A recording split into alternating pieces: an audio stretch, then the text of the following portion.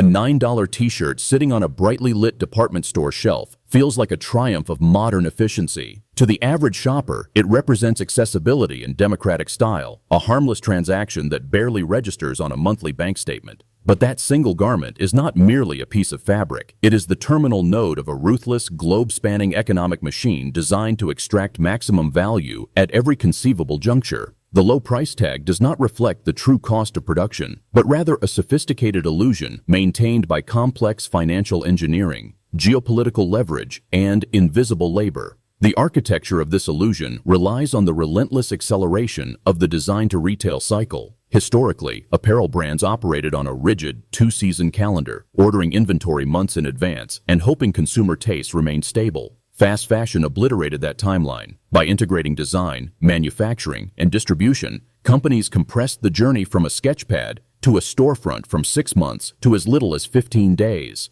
This hyper-accelerated model transformed clothing from a durable good into a perishable commodity, engineered to be worn a handful of times before losing its cultural and physical integrity. This unprecedented velocity fundamentally rewired the global retail industry. Traditional competitors, burdened by heavy inventory and slow supply chains, found themselves entirely outmaneuvered. To survive, legacy brands were forced to adopt the same aggressive tactics, triggering a race to the bottom that permanently altered consumer expectations. The apparel industry, which generates over $1.5 trillion annually, saw the psychological anchor for what clothing should cost plummet, creating an insatiable demand for novelty at bargain basement prices. The modern iteration of this hyperconsumptive cycle did not emerge in a vacuum. It was supercharged by the aftermath of the 2008 financial crisis, a period when household budgets contracted sharply, yet the appetite for consumer goods remained intact. Shoppers sought ways to maintain their lifestyles on diminished incomes, and fast fashion provided the perfect economic release valve. Simultaneously, the broader macroeconomic environment provided the exact fuel this burgeoning industry needed to scale globally. To stimulate stagnant economies, central banks initiated quantitative easing, a monetary policy where a central bank purchases predetermined amounts of government bonds or other financial assets to inject liquidity directly into the economy. This flood of cheap capital drove interest rates to historic lows, making it incredibly inexpensive for massive retail conglomerates to borrow billions. Armed with virtually free money, these corporations aggressively expanded their physical footprint and digital infrastructure. They built colossal, automated distribution centers and opened thousands of flagship stores in prime real estate markets around the world. The strategy was no longer just about selling clothes. It was about capturing total market share through overwhelming omnipresence, utilizing the influx of capital to crush smaller, less capitalized competitors. Behind the scenes, a quiet technological revolution ensured this expanded footprint remained highly profitable. Fast fashion giants deployed advanced data analytics to monitor global trends in real time, tracking social media engagement, search queries, and micro shifts in consumer behavior. Algorithms began dictating production schedules, allowing companies to manufacture small test batches of thousands of new styles weekly, scaling up only the proven winners and mitigating the costly risk of unsold inventory. Yet, predicting consumer trends was only half the battle. Managing the volatile costs of raw materials required equally sophisticated financial tools.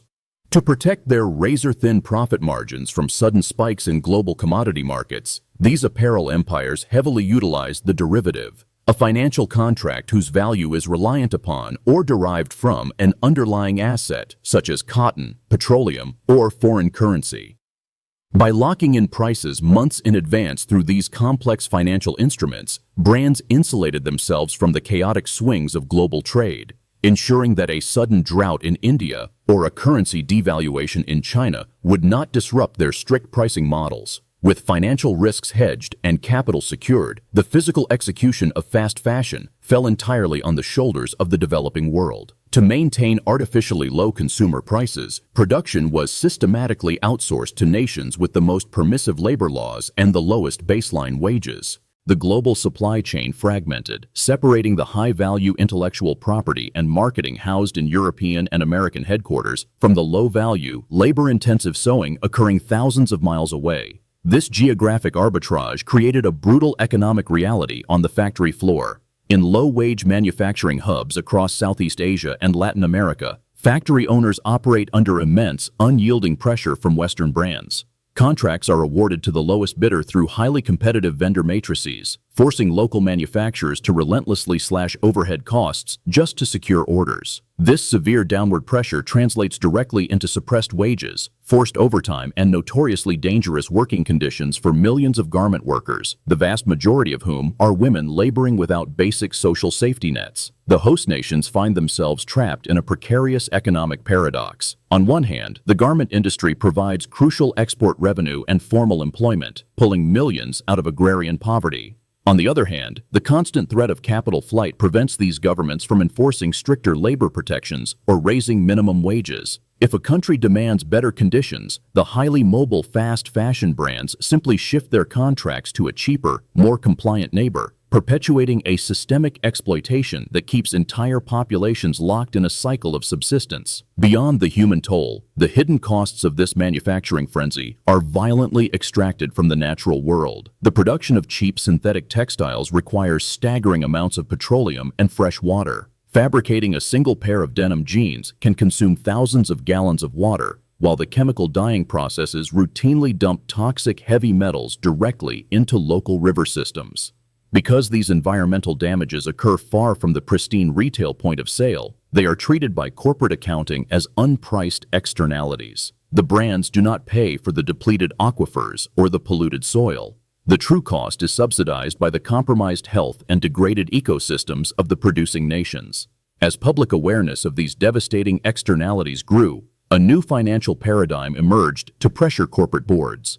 Institutional investors began championing ESG investing, a strategy that directs capital toward companies evaluated on environmental, social, and governance factors alongside traditional financial metrics.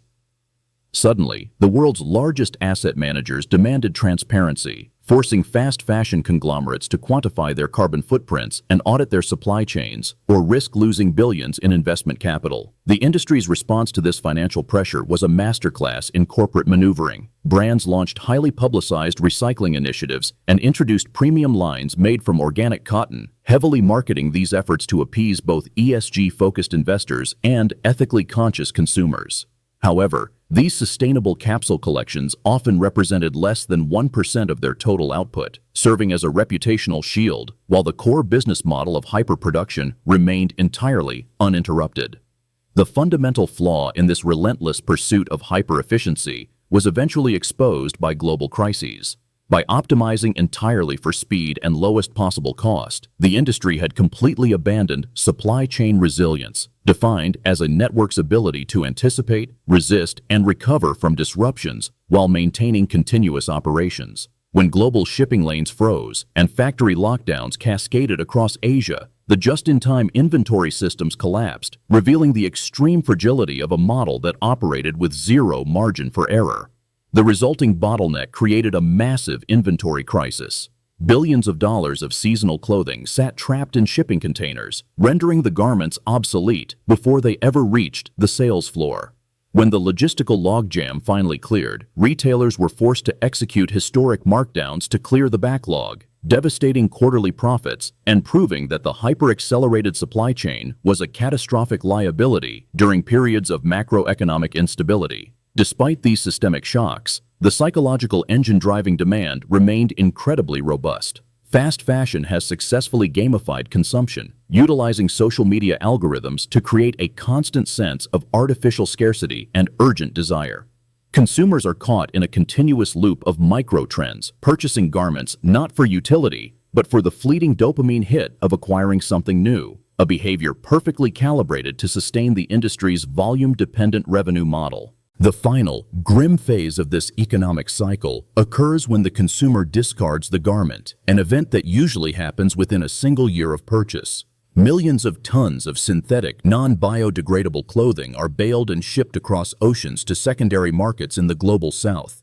This massive influx of cheap, used fast fashion effectively destroys local textile economies in these receiving nations, severely undercutting domestic tailors and weavers who simply cannot compete with the artificially depressed prices of Western cast-offs. What cannot be sold in these overwhelmed secondary markets ends up in colossal, toxic landfills that scar the landscapes of developing nations. The economic burden of managing this unprecedented volume of synthetic waste falls entirely on municipalities that lack the infrastructure to process it. The Western consumer's brief moment of sartorial novelty translates into a permanent, multi-generational ecological debt for communities halfway across the globe.